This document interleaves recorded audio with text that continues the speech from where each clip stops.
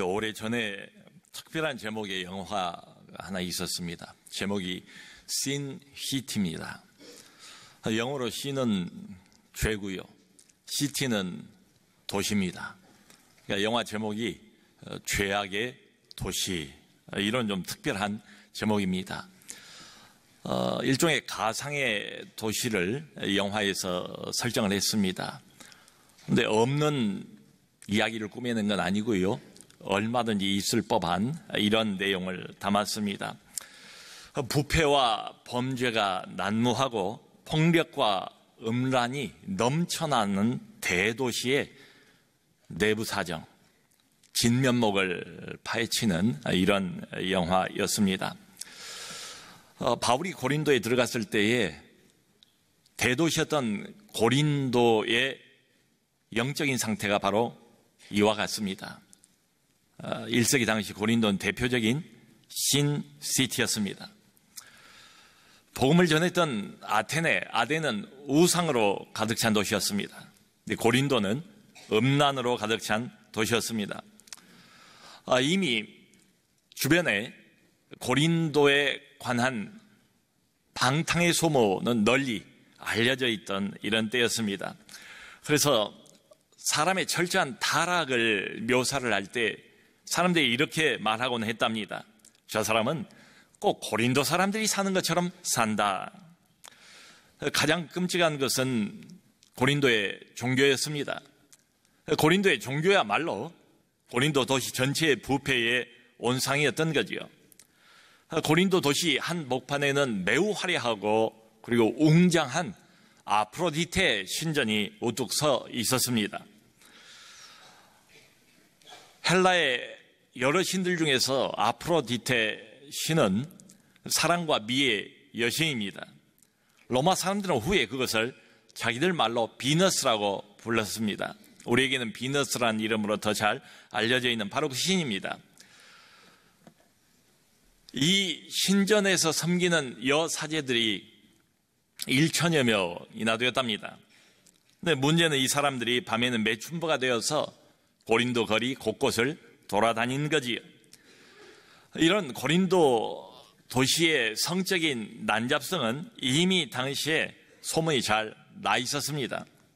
그래서 헬라어 중에 고린도란 이름을 집어넣어서 고린티아조마이라면 그 뜻은 음란한 행위를 하다, 이런 뜻이고요. 고린티아스테스, 이건 매춘부와 동의어로 사용이 됐습니다. 고린도는 그리스 남부의 상업이 매우 활달한 지역이었습니다. 돈이 많이 돌았고요, 부자들이 많이 있었습니다. 그런데 이 흑암의 도시 고린도에서 돈을 많이 가지고 있는 부자들이 어떤 생활을 했을까 짐작이 가지요. 매우 유격적이었고요, 그리고 매우 사치하고 방탕하고 천박한 이런 생활을 부자들이 일삼았습니다. 그런데 이건 부자들만이 아니었답니다. 도시의 이런 추한 모습, 그리고 타락한 영향은 돈이 없는 가난한 사람들에게까지 그대로 영향을 미쳤습니다. 심지어는 노예들까지도 부패해 있는 이런 상황이었습니다.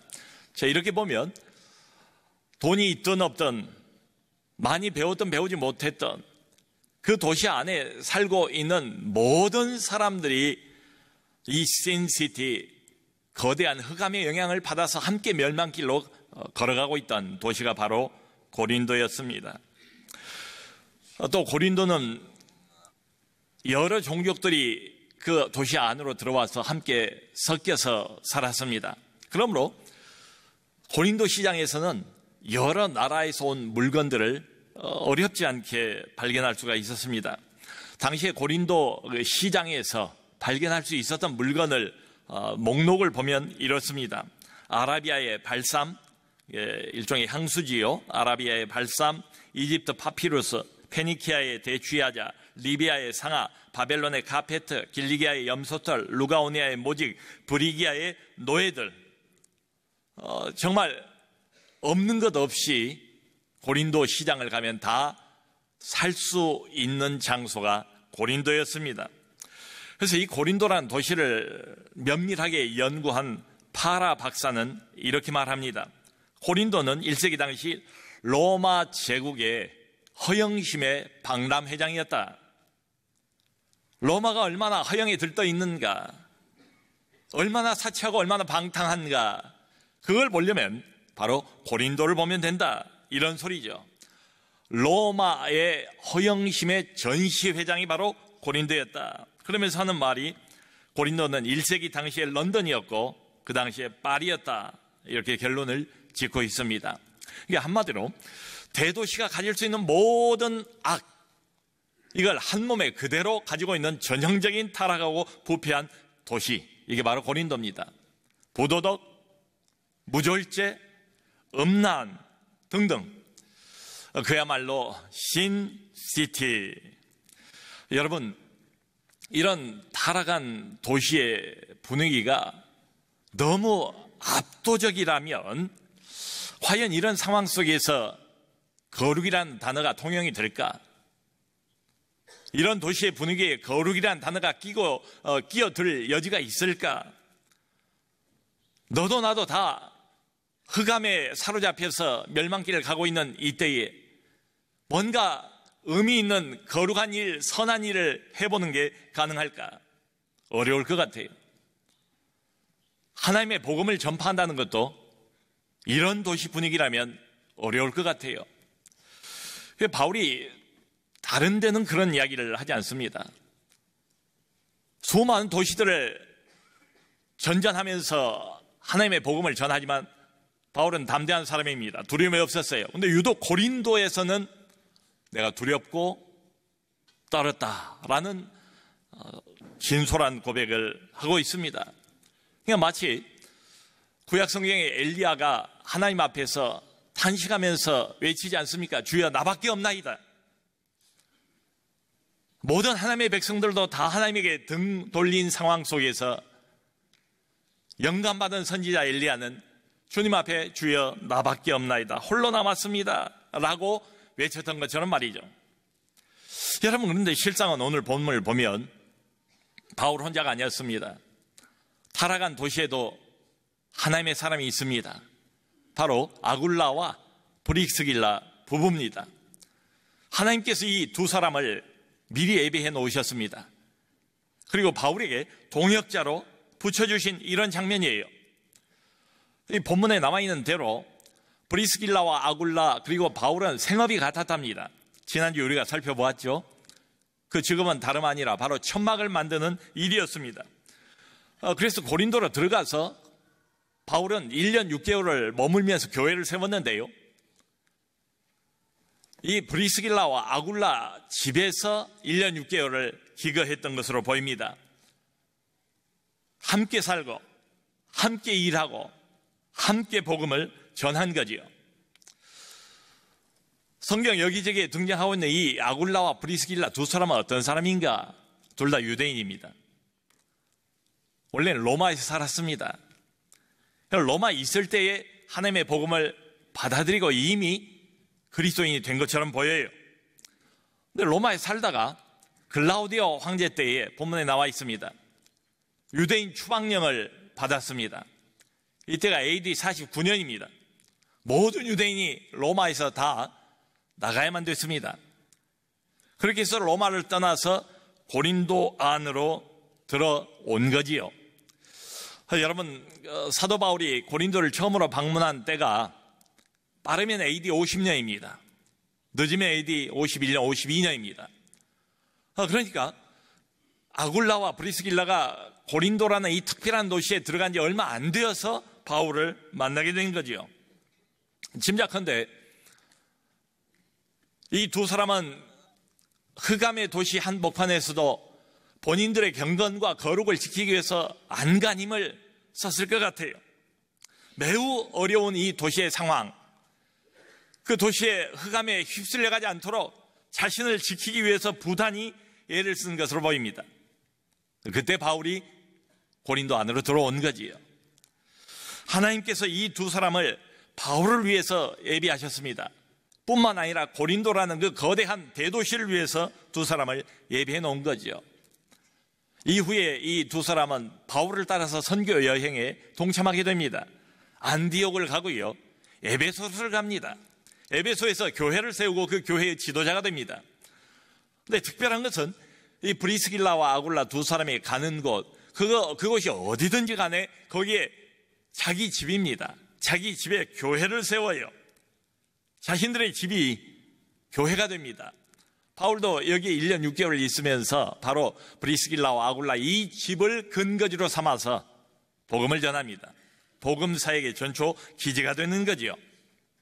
이 사람들의 헌신이 얼마나 대단했던지 바울은 여기저기에서 언급을 합니다. 두 사람의 이름을. 로마서 16장 3절 4절을 보면 이런 이야기를 해요. 너희는 그리스도 예수 안에서 나의 동역자들인 브리스가와 아굴라에게 문안하라. 그들은 내 목숨을 위하여 자기들의 목까지도 내놓았나니 나뿐 아니라 이방인의 모든 교회도 그들에게 감사하느니라. 브리스길라와 아굴라 이 두 사람은 나를 위해서 목숨까지도 내놓았다. 생명의 위협도 마다하지 않았다. 어떤 극단적인 위험도 나 때문에 감수할 수 있는 이런 사람이다. 여러분, 우리가 바울을 편지를 통해서 보면 어떤 유형의 사람입니까? 대단히 치밀하고 대단히 정확하고 대단히 깊이 있는 사람이죠. 반대로 바울에게 하나 부족한 게 있다면 과장이 없어요. 허세를 떨지 않아요. 그러니까 바울이 브리스길라와 아굴라에 대해서 이렇게까지 말했을 때 그게 과장이겠습니까? 무슨 다른 의도를 가지고 하는 이야기겠습니까? 그런 게 아니죠. 사실이 그런 거지요. 그러니까 이 두 사람은 바울을 위해서라면 기꺼이 어떤 위험도 감수할 각오가 되어 있는 사람, 심지어는 생명까지라도 아끼지 않고 내놓을 수 있는 이런 동역자였다. 참 특별하지 않습니까? 부부가 일심동체예요. 완전히 같은 마음이에요.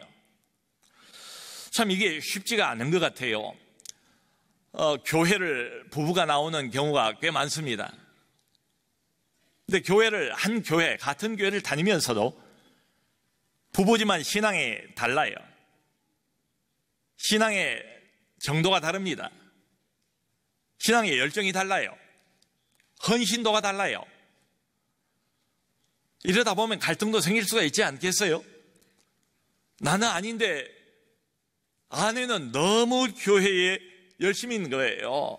너무 헌신적이에요. 아내를 자꾸 교회에 뺏긴 것 같은 이런 느낌도 들지 않겠습니까? 교회에 너무 아내가 빠진 것처럼 보인 나머지 남편이 불만을 가질 수도 있죠. 그러면 나중에 이런 억지도 부리는 경우가 있지 않겠어요? 당신 정 그러면 앞으로 나 교회 안 나갈 거야? 근데 여러분, 남편만도 아니고 아내만도 아니고 두 사람은 다 바울이라면 목숨을 내놓을 각오와 준비가 되어 있는 사람이다. 솔직하게 한번 생각을 해보지요. 다른 사람을 위해서 내 생명을 내놓을 수 있습니까? 내 자식 말고는 생각조차 어렵지 않습니까? 우리 사람이 가지고 있는 본능하고는 맞지 않잖아요. 물질을 좀 도와줄 수는 있고, 먹거리를 좀 도와줄 수는 있고, 내가 입던 옷까지 입지 않은 것을 바자회에 내놓을 수는 있지만, 그러나 어떤 한 사람을 위해서 목숨을 기꺼이 버린다? 그것도 만난 지 얼마 안 된 사람입니다. 사실 이 사람을 잘 알지도 못한 그런 깊지 않은 이런 교제밖에 없어요. 그럼에도 불구하고 아굴라와 브리스길라 이 두 부부는 도대체 무슨 이유로 만난 지 얼마 되지도 않은 이 바울이라는 사람에게 자기의 목숨까지도 기꺼이 내놓게 되었는가? 자, 여러분, 여기서 중요한 질문은 이것입니다.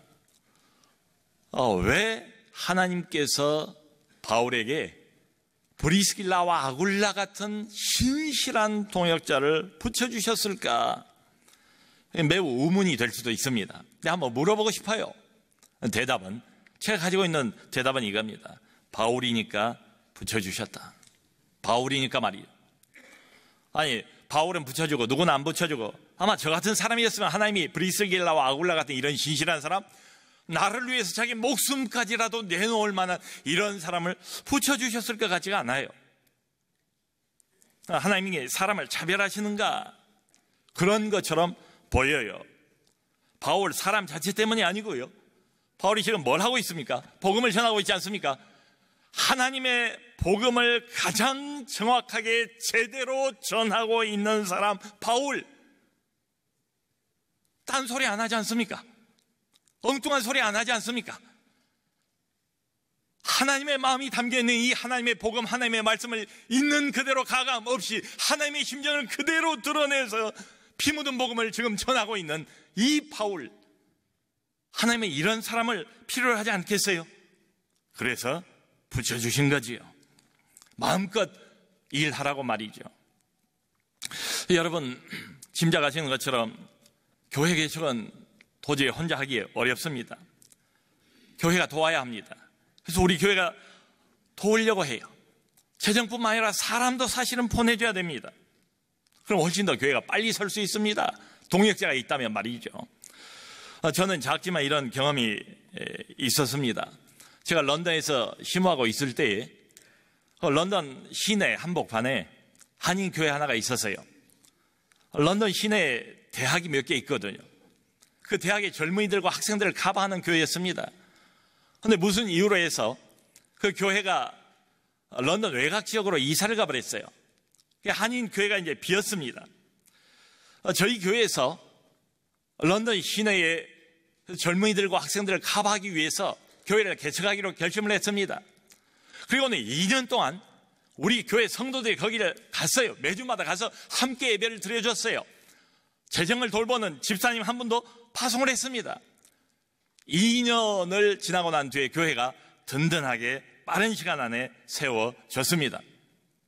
모쪼록 또 하나의 건강한 교회를 세우는 이 거룩한 일에 우리 성도님들께서도 하나님께서 그런 비전을 주시면, 내가 평생 일해본 적이 없는데 교회 개척에 한번 동참해 보고 싶은 마음이 있으면 주저하지 말고 동참해 주시길 부탁을 드립니다. 여러분, 거대한 어둠에 너도 나도 다 휩쓸려 가고 있는 이 신시티 한복판, 영적인 전투가 끊임없이 벌어지고 있는 치열한 영적 전투의 한복판, 바울 혼자 서 있습니다. 근데 그 옆에 브리스길라와 아굴라가 붙었어요. 온갖 어려움에 맞닥뜨려서 얼마나 힘들겠어요? 얼마나 지치겠어요? 때로 얼마나 낙심이 되겠습니까? 포기하고 싶은 생각이 얼마나 들겠습니까? 근데 그럴 때에 정말 마음을 담아서 나를 돕는 동역자 한 사람만 있어도 천군만마를 얻은 것 같지 않겠습니까? 얼마나 큰 위로가 될까요? 모두가 다 세상 어둠에 사로잡혀 있는데 같은 믿음을 가지고 있는 사람, 같은 가치관을 가지고 있는 사람, 같은 하나님을 섬기며 동행할 사람. 여러분, 브리스길라와 아굴라는 과장 없이 필요하다면 자기들의 목숨까지라도 바울에게 내줄 각오가 된 사람입니다. 바울 때문이 아니에요. 이게 중요합니다. 바울이 전하고 있는 복음의 내용이 너무너무 귀하기 때문이죠. 인간적인 의리가 아니란 말이죠. 인간적인 의리는 오래가지 못합니다. 교회를 개척할 사람이 그러니까 맨 먼저 생각해야 할 건 이거예요. 하나님의 교회는 하나님이 세우신다, 하나님이 도우신다, 하나님이 필요하다면 사람을 보내주신다. 내가 해야 될 일은 뭔가? 하나님이 이 살아있는 피 묻은 복음을 복음 그대로 가감없이 가장 정확하게, 가장 깊이 있게, 가장 풍성하게 전달하는 이 일, 이게 바로 조건이죠. 하나님 말씀이 제대로 전해져야 돼요. 하나님 말씀이 제대로 들려져야 돼요. 여러분, 우리 교회는 어렵고 힘든 주변 사람들의 반대를 무릅쓰고 세워진 교회입니다. 지난 22년 동안 참 이런저런 문제도 있었고 난관도 있었습니다. 근데 그런 와중에도 꾸준히 지키려고 애를 쏟았던 건 한 가지 이것 아닌가? 복음을 제대로 전하기 위해서 애쓰지 않았는가? 복음을 바로 전하기 위해서 애쓰지 않았는가? 물론 완벽하지는 못합니다. 그러나 우리 원로 목사님이신 홍 목사님 때부터 성경의 복음, 하나님의 복음, 하나님의 심장과 그분의 중심을 해도 가감 없이 제대로 전하려고 애를 써오지 않았는가? 물론 여러분들은 이런 소리 들으면 아마 마음속에 그런 생각이 들지도 모르겠어요. 좀 설교를 들으면서 만족함이 있으면 좋은데 목사님 설교를 좀 잘 해주시고 그런 소리를 하시지 이런 생각을 하실지도 모르겠어요. 근데 저는 저 나름대로 최선을 다하고 있다 이 말씀을 드리고 싶어요. 그 이상은 제 한계입니다. 그래도 하나님께서 그 중심은 보시지 않았을까? 원로 목사님 때부터 계속 바른 복음, 제대로 된 복음, 딴소리 안 하는 하나님의 마음, 심정을 헤아려서 전하고 싶어하는 이 중심은 하나님이 인정해 주시지 않을까? 엊그제 우리 홍 목사님을 만나서 이런저런 이야기를 나누었습니다. 22주년 되기도 했고요. 근데 목사님이 아주 탄식을 하시면서 말씀을 하세요. 마음을 잘 담아가지고 안타까운 심정으로 지금 한국 교회에 복음을 제대로 전하는 교회가 없다. 복음을 전하는 교회가 없다. 그분의 의미가 뭔가 전 목회자니까 충분히 이해가 갔습니다. 저도 자성을 해야죠. 그러면서 초창기부터 여기까지 어떻게 하나님께서 이끌어 주셨는가? 여러분, 구체적인 예를 몇 가지를 말씀해 주시는데 듣고 보니까 그런 생각이 정말 들더라고요. 하나님이 기적처럼 남소로 은혜교회를 22년 인도하신 게 아니고요. 기적 자체입니다. 기적으로 22년 동안 이끌어 오신 줄로 믿습니다. 지금 앉아있는 이 장소가 사실 체육관 아닙니까? 교회 같지도 않은 교회 아닙니까? 여기 무슨 십자가가 달렸습니까? 무슨 간판이 달렸습니까? 의자도 얼마나 불편해요. 매 주일마다 깔았다가 접었다 깔았다 접었다. 그러니까 이런 것들을 보면 아무 매력이 없는 교회입니다. 매우 사람들을 불편하게 만드는 그런 교회입니다. 따지고 보면 이것도 없고 저것도 없어요. 맞아요. 그런데 한 가지가 있습니다. 그게 뭐냐? 미랄 정신입니다. 불편하게 살자. 요건 있어요. 요건 분명해요. 요거 지키려고 22년 동안 애를 써왔던 것 같아요. 그러면 저는 이런 질문을 던져봅니다. 도대체 객관적으로 인간적으로는 아무 매력도 없어 보이는 이 교회가 어떻게 여기까지 성장을 할 수 있을까? 성장의 이유가 뭘까? 제가 가진 대답은 하나밖에 없습니다. 김성 교사가 말했던 것처럼 아하, 하나님이 사람을 보내주셨구나. 하나님이 사람을 보내주셨구나. 브리스길라와 아굴라를 하나님이 붙여주셨구나. 다른 대답을 못 찾겠어요. 그 어제 이제 토요일 아닙니까? 토요일 아침마다 우리 교육자들이 모여서 지난 일주일 동안 하나님이 주신 은혜를 함께 나눕니다. 오늘이 이제 22주년 창립일이니까 어제 그런 이야기를 서로 나눴어요. 도대체 남서울 은혜교회가 한 주일 동안 원활하게 돌아가기 위해서 얼마나 많은 평신도 동역자들이 봉사를 하고 있을까? 그래서 우리가 생각해 낼 수 있는 모든 봉사를 일일이 다 헤아려봤습니다. 성가대, 교사, 보이게 보이지 않게 수고하시는 많은 분들이 있잖아요.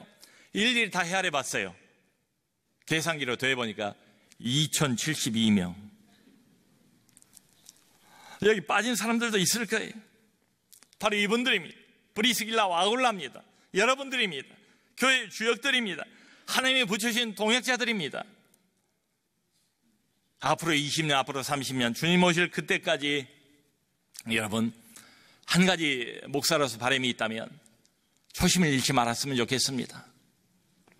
조금 안정되고 좀 커지고 좀 부유해지면 대개들 초심을 잃어버리잖아요.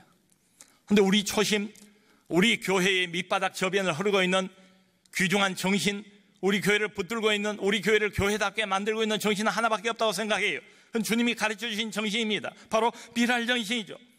내가 좀 불편하고 내가 희생함으로 인해서 다른 영혼을 살려내는 이 미랄 정신 위에 늘 서 있기를 바랍니다. 그리고 또 한 가지, 바른 복음을 전하기 위해서 애써야 되지 않겠습니까? 우선 저부터 그래야죠. 우리 사역자들부터 그래야죠. 완벽하진 못하지만 하나님의 음성, 하나님의 목소리를 내가 먼저 얻지 못하면, 내가 감동하지 못하고, 내가 발견하지 못하고, 내가 이 말씀에 사로잡히지 못했는데 뭘 주겠습니까? 아무것도 줄 게 없지요. 그래서 모쪼록 우리 남서울 은혜교회가 앞으로도 계속 바른 복음을 전하는 교회가 되기를 바랍니다. 제가 생각할 때 갖고 있는 확신은 이겁니다. 우리가 계속해서 미랄 정신의 이 초심을 잃지 않고 바른 복음을 전하기만 한다면 나머지는 하나님 소관입니다. 하나님이 계속해서 이 교회에 사람을 보내주실 겁니다. 브리스길라와 아굴라를 보내주실 겁니다. 남서울 은혜교회를 기대 이상으로 멋지게 사용해 주실 겁니다. 그래서 이 죄악의 도시 신시티에 교회의 교회다움, 교회의 거룩한 영향력을 미칠 줄로 믿습니다. 모쪼록 지금까지처럼 우리 모두 함께 손을 잡고 이 땅 대도시 한복판에 하나님의 나라가 잘 세워질 수 있도록 손잡고 함께 전진하기를 주님의 이름으로 축원합니다.